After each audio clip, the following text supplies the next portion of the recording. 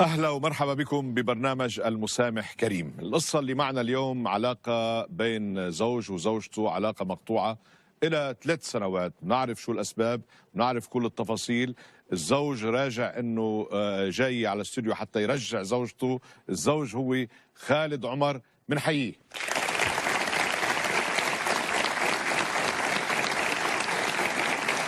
أهلا بخالد، كيفك حبيبي؟ تفضل.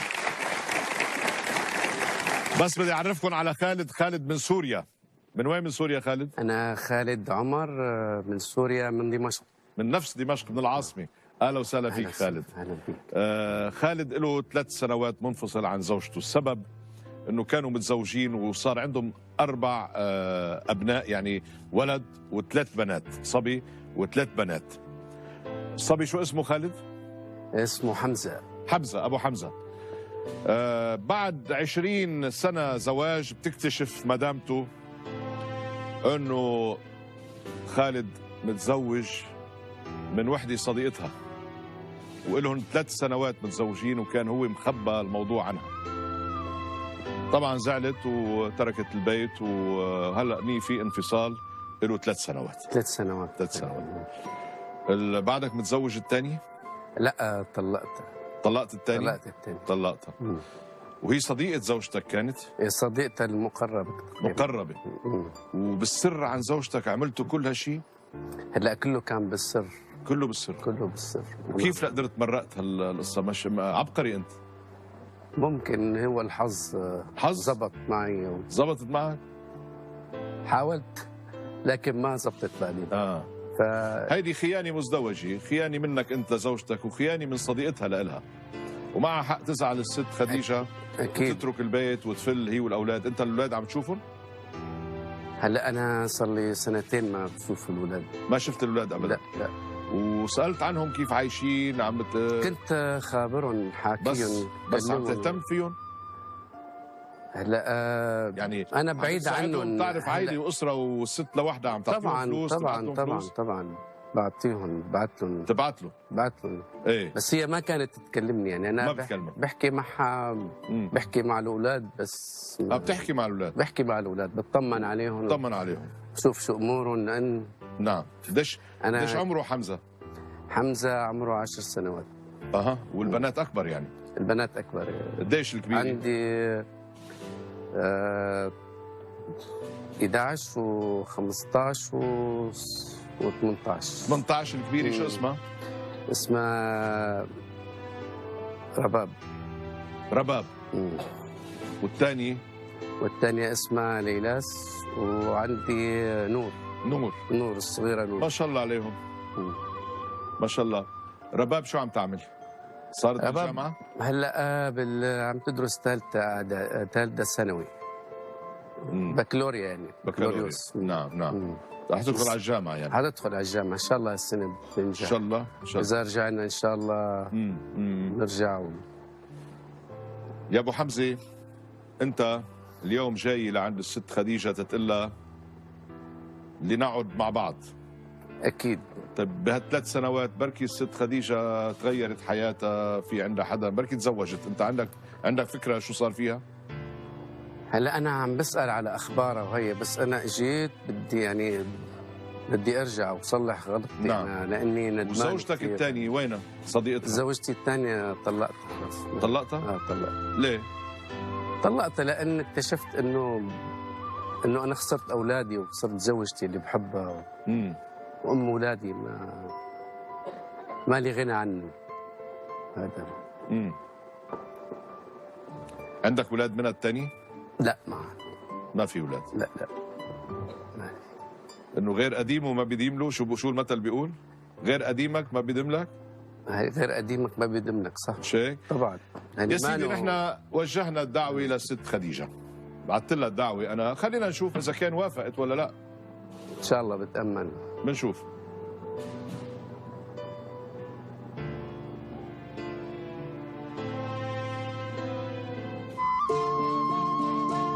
اهلا استاذ جورج، مشوار النهارده هيكون في اكتوبر عشان نسلم دعوه الحضور للاستاذه خديجه العمري.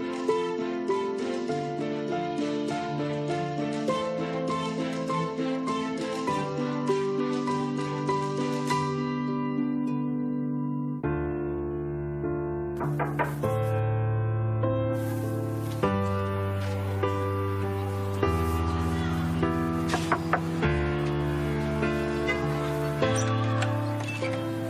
الخير. اهلا وسهلا. حضرتك استاذه خديجه؟ ايوه. حضرتك عندك 35 سنه ومتزوجه مظبوط؟ ايوه. طيب انا اسماء سعيد من برنامج استاذ جورج القرداحي، جوزت لحضرتك دعوه لحضور البرنامج معانا. طيب انت كيف عرفتي بيتي ومين دلك علي؟ حضرتك بياناتك كلها عندنا عند فريق الادب، هو هيكلمك ويقول لك على ميعاد التصوير ومكان التصوير. والبرنامج شو البرنامج يعني؟ هو احنا بنختار فيه بعض الشخصيات عشان يكونوا موجودين معانا في البرنامج، وحضرتك من ضمن الشخصيات دي. ايوه. مع جورج قرداحي؟ ايوه مظبوط. طيب ماشي. حضرتك قبلتي الدعوه؟ طبعا قبلتها. اتفضلي. شكرا. استاذ جورج، استاذه خديجه قبلت الدعوه، جايه ان شاء الله. باي باي. مع السلامه.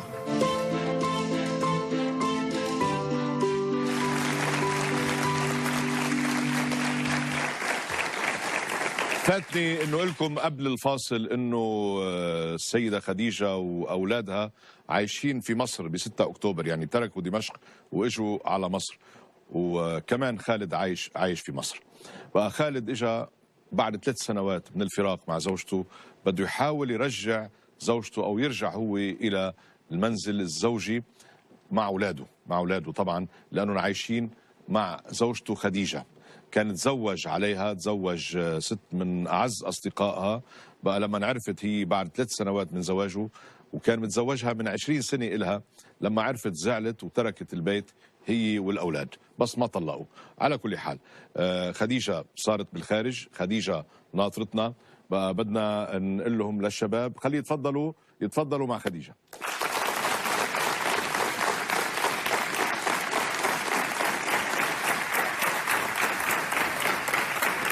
اهلا وسهلا، اهلا بست خديجه، اهلا حمزه، اهلا. تفضلي يا عيوني، اهلا وسهلا فيكي. اهلا فيك استاذ جورج. طول عمرك حبيبتي، كيفك؟ الحمد لله تمام. كيف اخباركم؟ كيف اخبار الشام؟ تمام. تتواصلوا مع الشام دايما؟ الحمد لله. الاهل بخير؟ كلهم يسلموا. والجميع بخير؟ الحمد لله رب العالمين. اموري كيف هون بمصر؟ الحمد لله. ماشي الحال الحمد لله. ماشي. شو بدك تعملي؟ يعني دعين الله. الناس الحمد لله.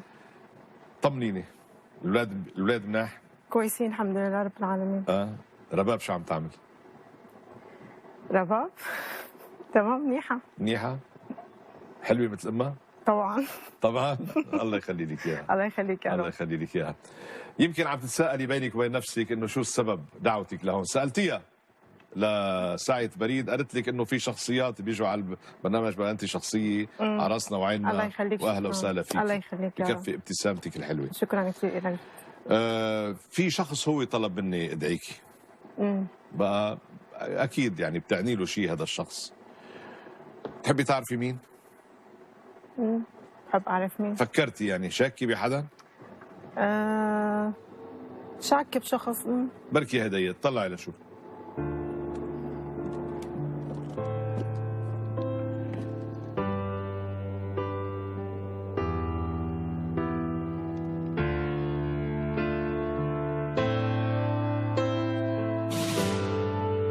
اعذريني، يعني بعرف انه يمكن بتفضلك انت ما تشوفي، بتفضلي ما تتواجدي هون اكيد، وراحت الابتسامه عن وجهك فجأة. فان شاء الله ترجع. بتعرفي ليش اجى لهون؟ ما بدي اعرف. هو طلق زوجته اللي خانتك واللي هو خانك معها، طلقها وحس بندم وخطأ وبعث لك رسالة، بدي اقرا لك اياها.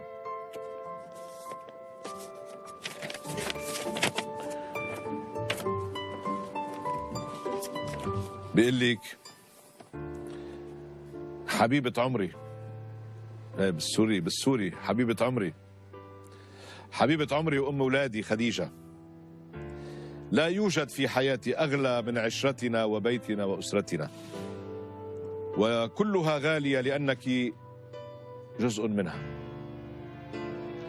أنت التي ائتمنتها على بيتي وأولادي، وكنت دوما على قدر الأمانة. انتبهي، أنا هول الرسائل ما بطلع عليهم قبل، أنا باخذهم هلا قبل ما تفوتي أنت.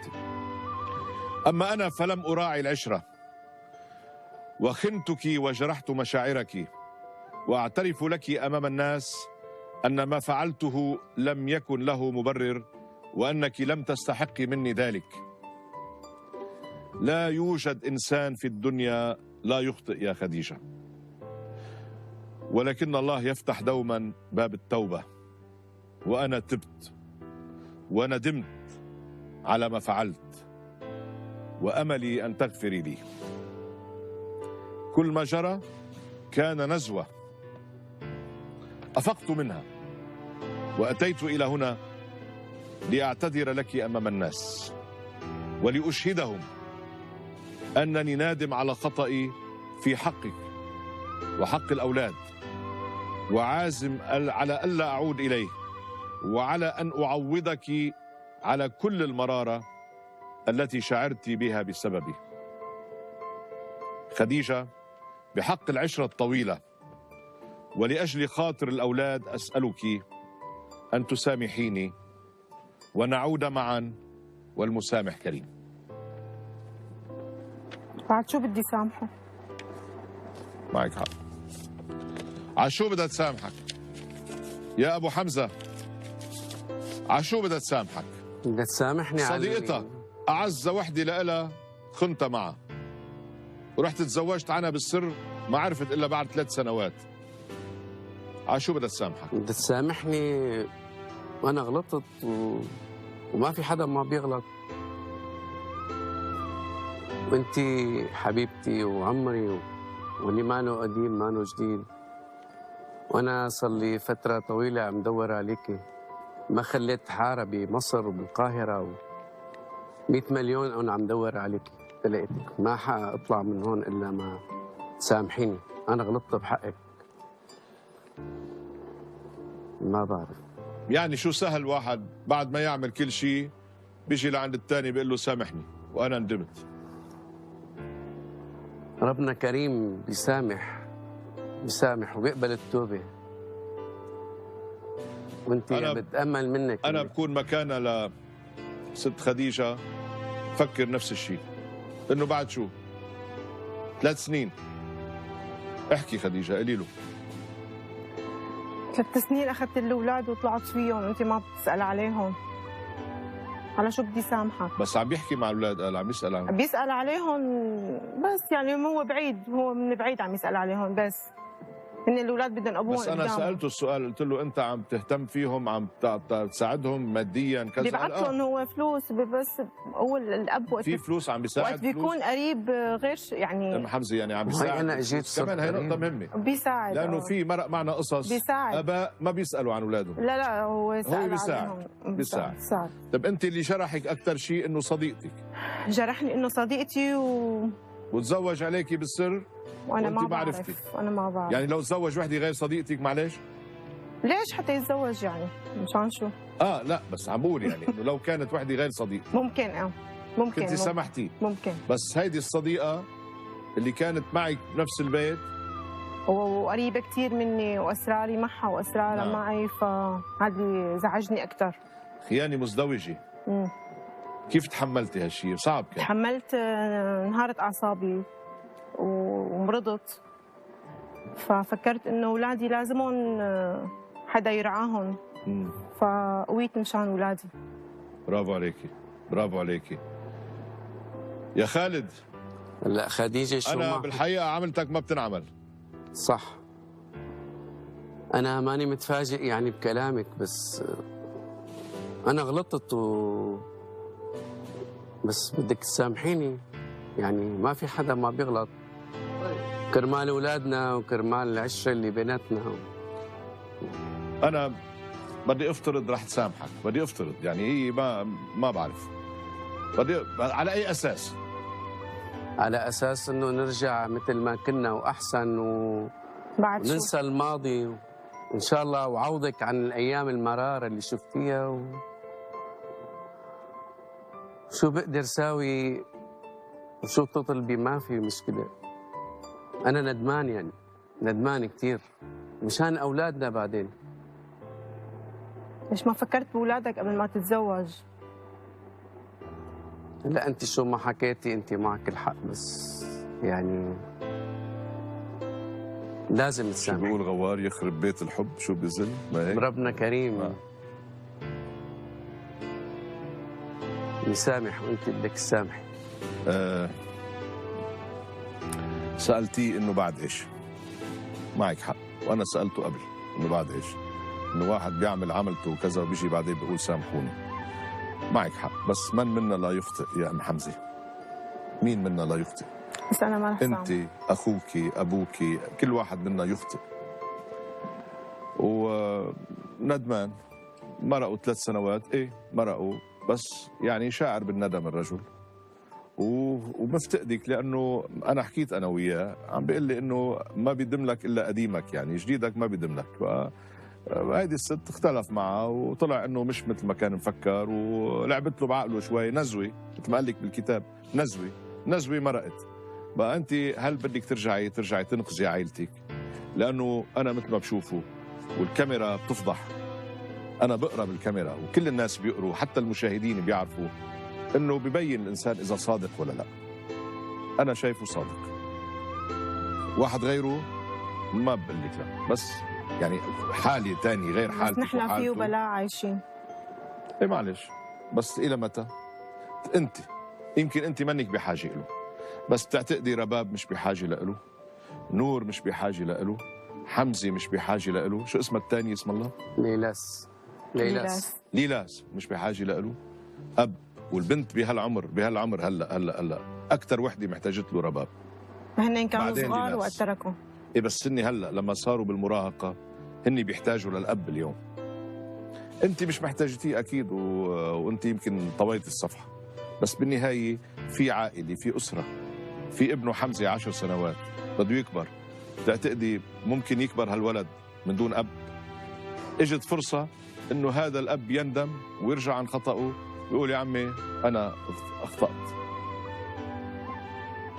لا، ما بيمشي الحال. ليه؟ خلاص شلته من حياتي. عارف، بس سؤال بيني وبينك، في حدا بحياتك شيء ثاني؟ لا. معلش لو سألت السؤال لا. حقي اسأل. لا عم تفتشي على حدا؟ لا، انا بس بدي ربي اولادي وبس. اخلاقه كيف؟ عادة قبل ما تطلقوا قبل ما اخلاقه تتفقوا بعض. كويسه. اخلاقه كويسه؟ عنده شيء؟ انا بيشكي- هذا بيشكي من اللي شيء؟ فاجأني فيه انه بس انه بيشكي من شيء؟ لا، يعني لا، ما- بأطباعه، بعاداته، بيشكي من شيء كرجل بالبيت يعني؟ لا بس انت شلتيه من حياتك لانه خلص، جرحك؟ لانه جرحك بقصة جرحني هيدي بقصه الست اللي- صديقتي. يعني بتحمليه كل المسؤوليه هو؟ كان انا بدي احملها كل المسؤوليه. لا، بتحمليه كل المسؤوليه. طبعا بدي احمل مسؤوليه المسؤوليه. الخطا. طبعا، ما بتحملي نصها لهديك الست اللي كانت صاحبتك؟ بس هو الاساس. إيه هو الاساس. هو معك الاساس، حق. وكمان مقنعة. صديقتي أنت انا مقنعة. ما بحب اني اتذكرها ابدا. خلص هديك خلص حذفناها. طبعا. بس هديك ممكن تشيليها من حياتك نهائيا، مش هيك؟ لانه ما لها علاقه فيكي بقى، بس هو بعده بي اولادك. مش سهل تقولي والله شلته من حياتي، مش بس حتشيليه. انا كيف بدي اقدر انسى؟ طيب كيف انسى هذا الشيء اللي صار؟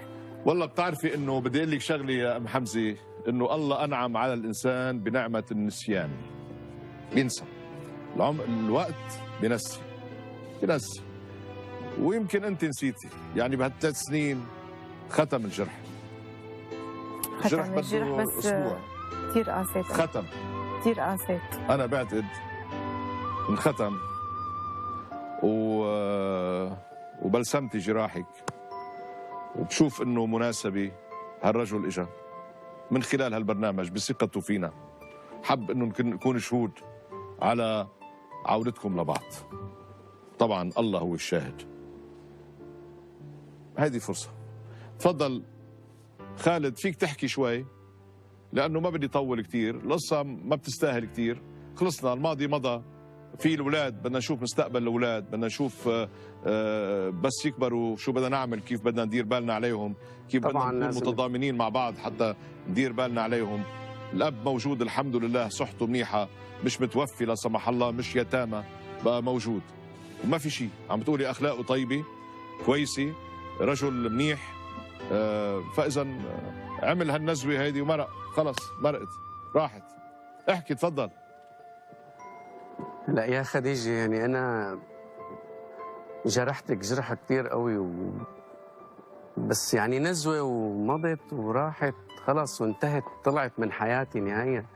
انتو حياتي وانتو مستقبلي، ولادك ولادنا لازم نكون معهم أنا وياكي، ما نتخلى عنهم بهالوقت هذا، لأنه هلا هن بمرحلة كتير حرجة، لازم أكون أنا موجود.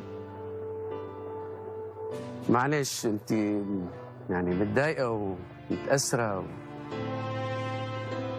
خلينا ننسى الماضي ونطلع على المستقبل. ما مستقبلنا نحن، لا صفي مستقبل أولادنا. خالد، أنا بدي أسألك سؤال أكيد خديجة بدها تسألك إياه. يعني بكرة شفت لك وحدة حلوة مثلا، ترجع تعمل فيها نفس الضرب؟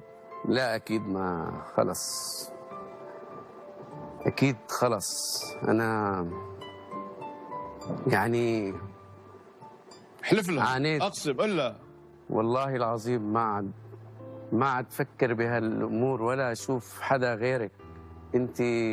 انت دنيتي وحياتي وعمري. حلو، صدقيني. طلعي فيه، شوفي ندمان مسكين، يعني ما ناطر منك إشارة، بس قولي له إذا في عندك أي شيء. ولو ما بدي اياك انه ما كنت اجيت دورت عليك وما خليت مكان، وهي انا قدام الجمهور قدام الناس جاي اعترف لك اني انا غلطت وربنا بيسامح وانت مفروض تسامحيني. معلش، انا حبوس راسك وايديكي. بتعرفي ام حمزه، كرمال ولادنا. بتخيل انا احلى هديه بتعمليها للاولاد انك ترجعي انت وياها. شوف رباب شو بدها تقول وكلهم احلى هديه، لانه ما في سبب بقى، خلصنا. ومن منا لا يخطئ، من منا لا يخطئ. في خيانات اعظم من هيك. تجوز على سنه الله ورسوله، اخذ البنت وبعدين اكتشف انه ما بتسوى ظفرك، طلقها. وجا يعتذر منك، يرجع لك اعتبارك قدام ملايين الناس، قدام كل اهل سوريا، كل اهل مصر، كل العرب. ما تتصوري قديش في ناس عم بيشوفوا هالبرنامج. وجابك ويعني وطلعك على التلفزيون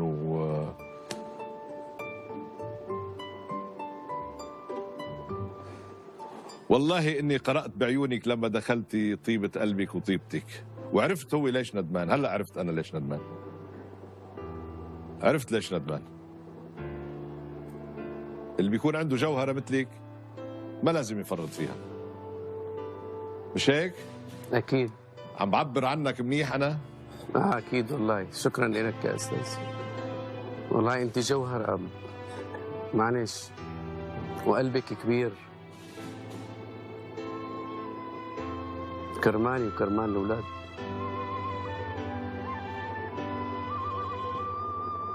مكفينا نحن مشردين، يعني بركي ان شاء الله بنرجع لبعض وبنرجع على سوريا معنا اولادنا ان شاء الله. والماضي خلص ان شاء الله تروق الاحوال بسوريا وترجعوا على بيوتكم وعلى حيكم وعلى عاداتكم وعلى اهلكم. هذه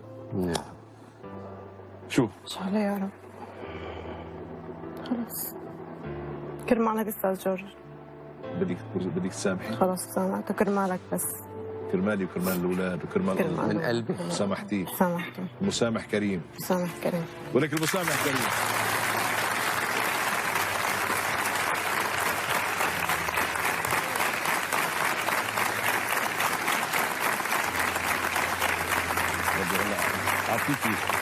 اعطيه ايدك هلا. انا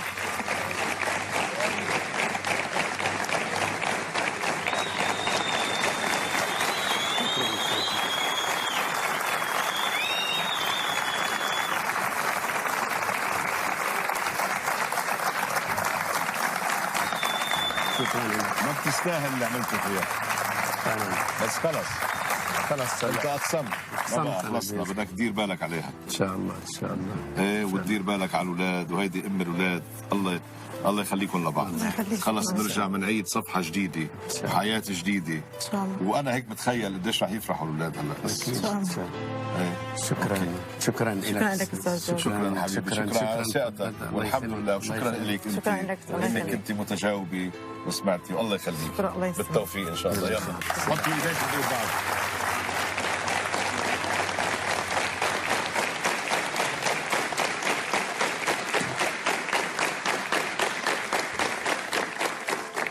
يعني في خفر، انا كنت متوقع انه تكون ضمته اكثر، بس هو شوي هيك مثل ما بيقولوا خجول ومجبجب شوي. على كل حال الله يوفقهم، هيدي عائله رجعنا الشمل، وان شاء الله الاولاد يكبروا برضاهم وبحنانهم. الى اللقاء مع قصص جديده والمسامح كريم.